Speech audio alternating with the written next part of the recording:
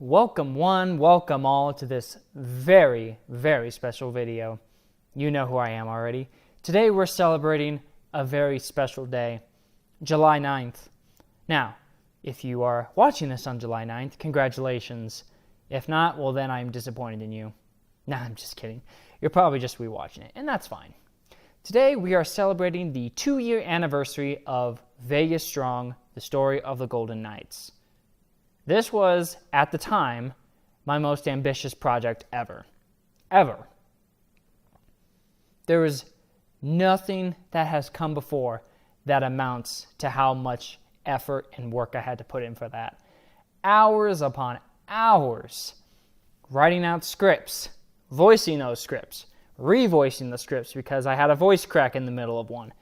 Editing the script, editing the voicing, finding footage, editing footage, trimming, copying, pasting, getting everything perfected into this giant, almost hour-long video. It was hectic, to say the least. It was hectic, but it worked. The ambition was there, and I made it work. And it amassed to over 8,600 views currently. In the world of YouTube, that's nothing, but for me, that's a lot. Because if it's 1 second or the whole thing, no matter how much you watched it, I appreciate it. That's what matters. The support has been tremendous. Now, before we get into any specifics, there are some questions that have been asked before, and I'm going to answer them real quick just for you. One of the major questions I've gotten about it is, why? Why did you do a story about some hockey team, some new hockey team in Las Vegas?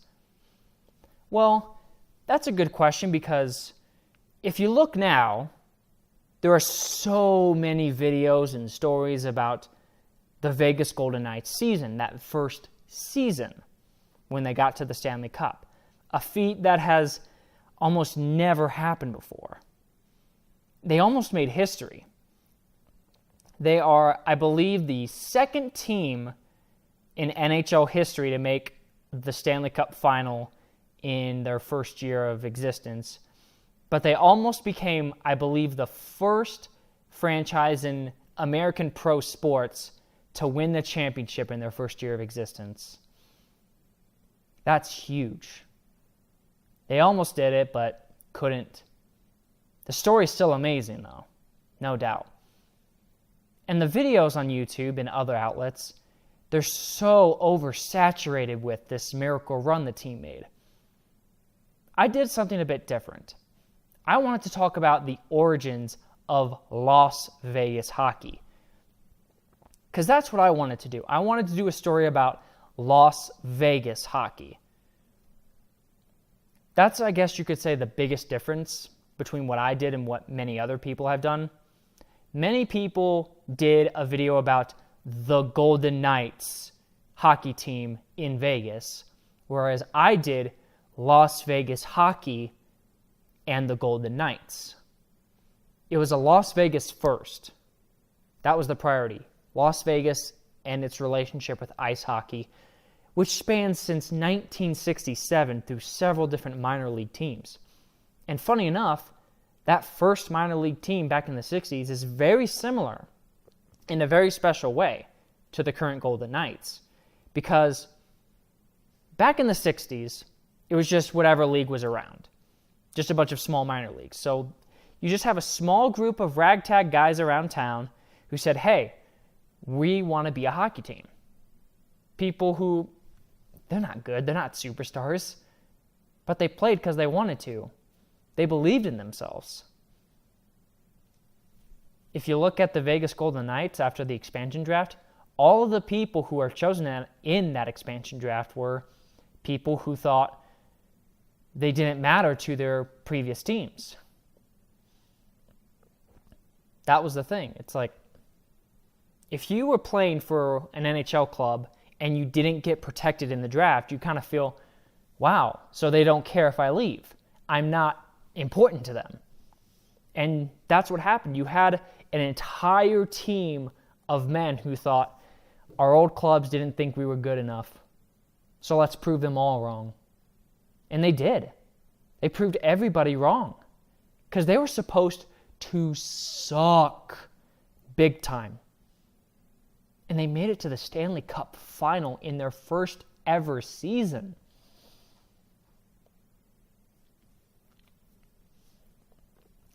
To say that's an accomplishment is an understatement. They made the impossible possible because they believed in themselves when nobody else did. And that's why it's such a special story. When you have the origins of Las Vegas hockey, tons of franchises, the Gamblers, the Outlaws, the Thunder, and I believe it's the Wranglers? Yeah, I believe it was the Wranglers. But all these teams, they came into inception only to fall apart years later. But the Golden Knights, they proved that Las Vegas is a desirable market for sports. They made that impact, and it is here to stay. Now, next thing I get. The NHL is expanding to 32 teams, which will cover Seattle. Will I do a story on them as well? Honestly, I don't think so, but it could definitely be possible. I could do something similar to Vegas and talk about the history of Seattle hockey, but at the same time, it doesn't have that special miracleness to it yet. If that should happen, it's very well possible.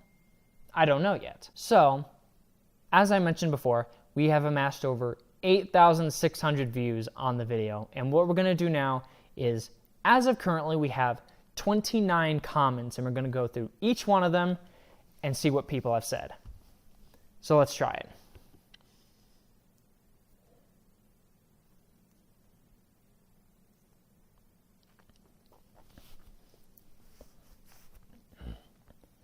Jeff Barry says, really outstanding video, deserves more exposure. I'll be sure to tweet the link out. Thanks, Jeff. Anthony Morphin, best video ever. Mad props to you, sir. Hashtag Go Knights Go. Go Knights Go. Where have I heard that? Oh, that's yeah. Thank you. Awesome video. Thanks. You're welcome. How the F is there only 300 views on this video? There's a lot more than that, so. A bit late to the party, but okay. Here at 18 likes, VGK for life. VGK for life? Indeed, my friend. Even though I'm technically not a fan of them. That's not my main team, but, you know. Mike Arvizu. Very well done, my guy. Well researched, well presented, and well edited. Kudos to you, Bro-tato. You're going places. Bro-tato? I've never been called that before, so thank you. Console Truth 2 says, I love my Golden Knights, but having the team name announced with golden confetti training down, which looked like a golden shower, was not the best of ideas.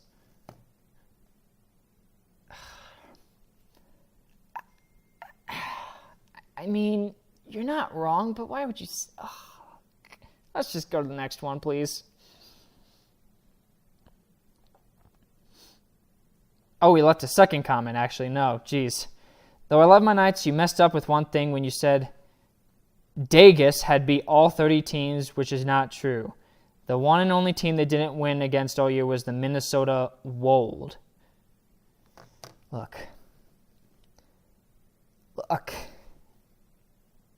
Spell check.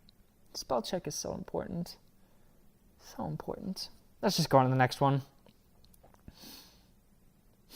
David Fitzpatrick. Personally, I actually predicted that Vegas would do good because nobody thought they would do anything, making them pissed, and as we all know, pissed off players make good players.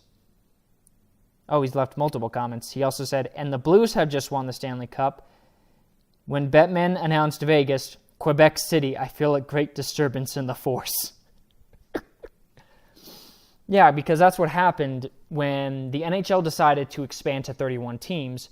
The two candidate choices was Las Vegas and Quebec City, because Quebec used to have an NHL team in the Nordiques, but they relocated. So, yeah, they're kind of gone, but So it was that or Vegas, and they chose Vegas. And then they chose Seattle, so Quebec City's probably not very happy right now.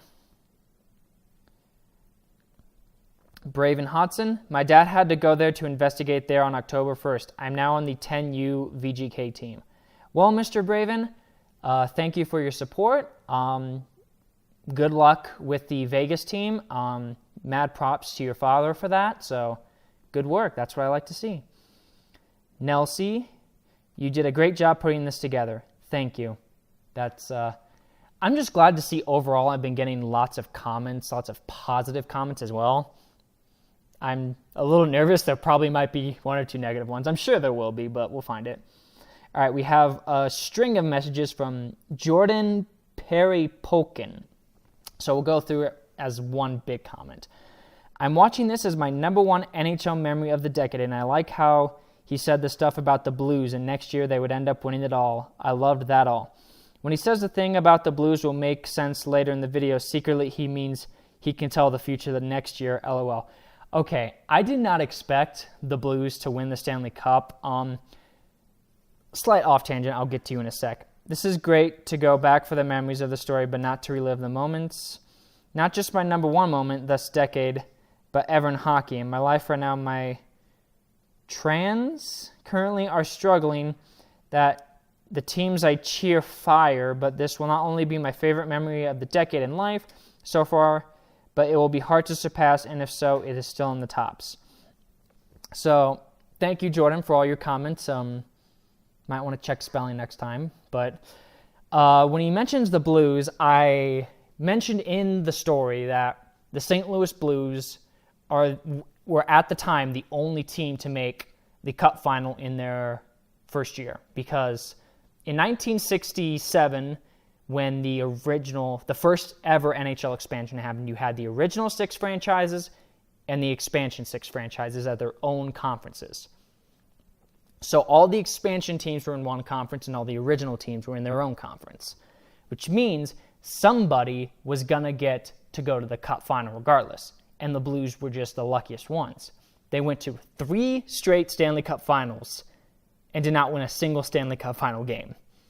That wouldn't have happened until 2019, and they eventually won the Stanley Cup.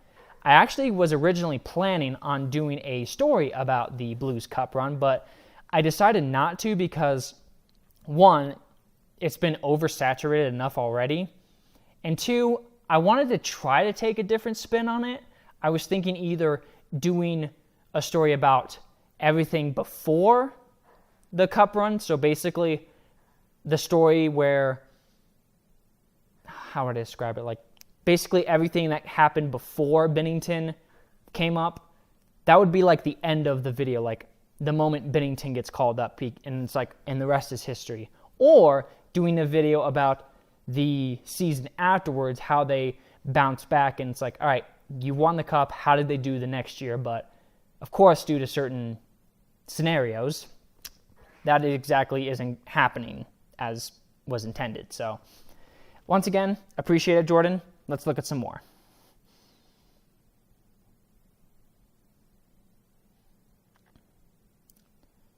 What middle school does the narrator go to? I don't go to middle school anymore. I'm currently a senior in college, so...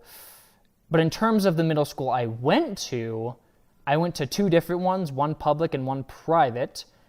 Yes, I went to a private middle school for 2 years, and that was probably the best 2 years of my life, so I take that as a compliment. Slider X, damn, Hockey Guy made the cut. Yes, Hockey Guy is in it because he was talking bad about Vegas. He's like, the expansion team, I can't get a gauge on them yet. Well, guess what? They did pretty good. Wasn't expecting to find a urinating tree reference. Nice. Yes, I love his content. Most of his content, at least, so. I like the Star Trek font, says Another Day in Paradise. Thank you. Well, I wasn't exactly sure. When it comes to finding a good font for my videos, it's honestly just kind of whatever I'm feeling that day, and I just stick with it. So that's just what I was feeling, so I went with it. I am a Knights fan. I said at the beginning of the year they will make the cup final. My friends, family, teachers, classmates all looked at me like I'm crazy. Who's crazy now? Well, not you.